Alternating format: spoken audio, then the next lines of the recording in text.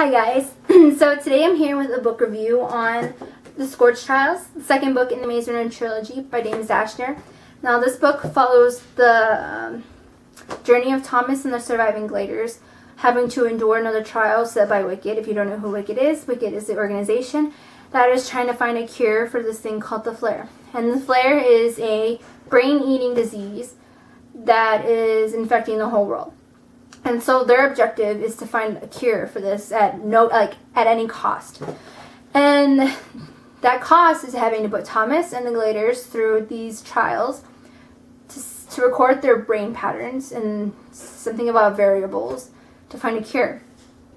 And this book follows Thomas and the Gladers having to cross this desert for 2 weeks to this place called the Safe Haven, where there they will get a cure because Wicked has said that they've been infected with the flare. So that just follows their journeys and the people they encounter and the actions that they have to intake to survive. Now, one thing I like about the second book is that... Hold on, guys. Okay, it's recording. Because this is like the third time I'm recording it because it's not recording. I don't know why. But one thing I like about the second book is that no major time period is being elapsed. You know how in books there's a book cut, and in between those cuts, you don't know what's happening. It's like, and 2 months later, and 2 years later, and you're like, excuse me, rewind, I want to know what's happening. But yeah, in the second book, it's just a long, continuous transition into the second one, and it's very gradual, and you feel the flow of the first one into the second one very easily. In the second one, there's a lot more questions that you develop. You don't get a lot of answers. That kind of frustrated me a little bit because I wanted to know the answers and I wanted to know, what Wicked's, main goal was and what they wanted to accomplish, and it was just frustrating sometimes. And then you have more questions about the state of the earth because in this book you're only perceiving and experiencing and watching what Thomas is, encountering. So you don't know the state of the earth because Thomas doesn't know. So you're very, enclosed in between what he sees because he doesn't know anything because his memory has been swiped.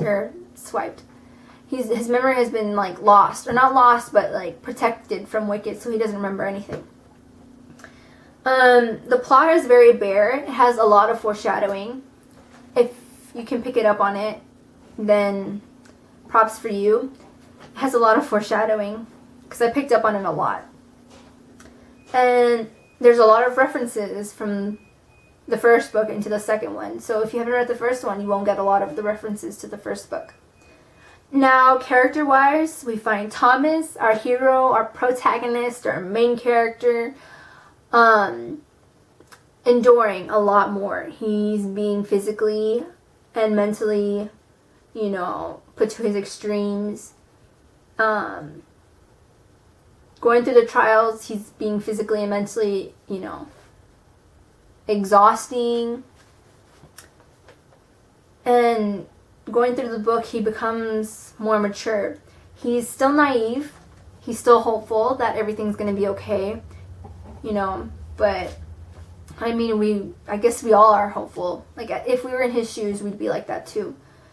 He's still the same in the first book like he was. Or he's still the same like he was in the first book, so that's good. He didn't change a lot. And I expect his character development to grow gradually at the pace it's going, because if it is, then props, because right now I'm in love with Thomas. There's a couple of new characters introduced in the second book. There's Brenda. She's kind of like Teresa's step-in. She's opposite of Teresa. Brenda's more strong-willed. She's more independent. She's more silent but deadly.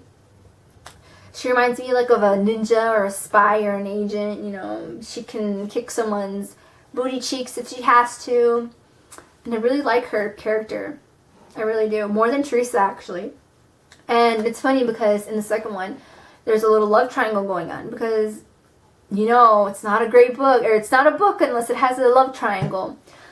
So the love triangle is basically Thomas, Teresa, and Brenda.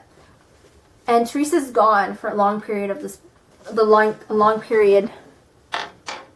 Had to make sure it was recording again. Teresa's gone for a long period of the book. She's only in there in the beginning and the end. And Brenda's in there for like the whole middle and the whole end. So she's in there like 90% of the time. And when Thomas is with Brenda, he's feeling guilty because he misses Teresa. And towards the end, Thomas is with Teresa, but he feels guilty because he misses Brenda. So you could see where, there's problems there. Another character I want to talk about is George. He's like Brenda's sidekick. He's very macho. He's Hispanic. He's kind of like a beast, but calm and quiet. He's like the kind of beast that like feeds birds, if you know what I mean. So yeah, he can knock someone's eyes out or, saw someone's hand off if he has to.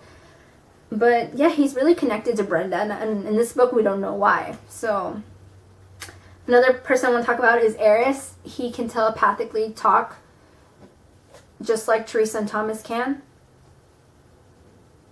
And he's not mentioned a lot in the book. He's kind of like a minor character until this big climactic point in the book where he's, kind of like one of the main characters. And another thing I want to talk about is that Group A and Group B. Now, in the second book, we realized that there's two groups, or two mazes going on the same time when the first book was made. There's Group A and Group B. And they're both going through the same maze, in different places, but same, idea. Group A there's one group, all girls, and there's one boy put into it. And then another group was all boys, and one girl was put into it. And in the second book, the boys pulled out from the girls and put with the boys, and the girls pulled out with the boys and put with the girl. So the females and males are totally separate. They're having to go through the Scorch, both of them. Not at the same time and not, in the same area. And they find themselves, intertwining paths towards the middle of the book. So it gets pretty feisty in that point. And then another thing I want to talk about is the betrayal. The big climactic, turning, twisting point in the book. In the betrayal, Eris and Teresa get together, basically. They like kiss in front of Thomas. It's only them three in this like cave-like place, and they kiss in front of him. And they tell him that none of it was ever real. They were just acting, so they can save the human race, and they have to kill him to save the human race. And that they never loved him, they were never his friend, and all that kind of bullcrap.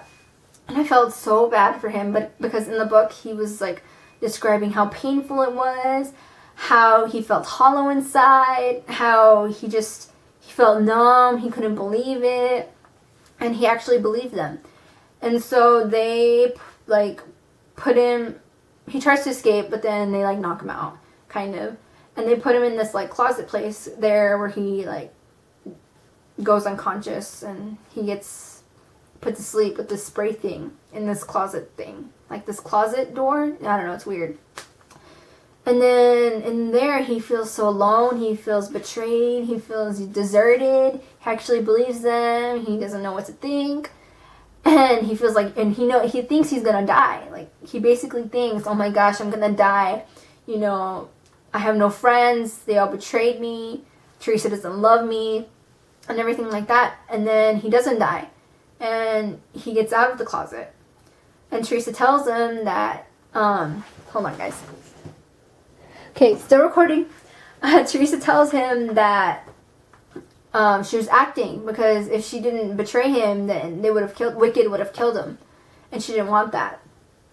And so slowly at the end of the book, we find Thomas detaching himself from Teresa and bonding more with Brenda because he can't forgive Teresa for what he did. Teresa wants to go back to how it was, they're, starting to love each other and stuff like that, but Thomas can't go back because he can't connect to her anymore because of what he did. He feels so obligated not to trust her anymore. And that's where we find the book review, because I don't want to like say the end of the book if you guys want to read it, because you know I spoil a lot of things in this review, but I don't want to spoil the ending because that's kind of bad, that's kind of harsh. But yeah, that was my book review. If you guys could leave any suggestions, you know, comments in the below bar, and subscribe to that pretty little subscribe button somewhere in this on this YouTube page, then I greatly appreciate it. There's a lot more new videos coming out. Hopefully, pinky promise on that. I hope. So yeah, I'll see you guys later. Bye.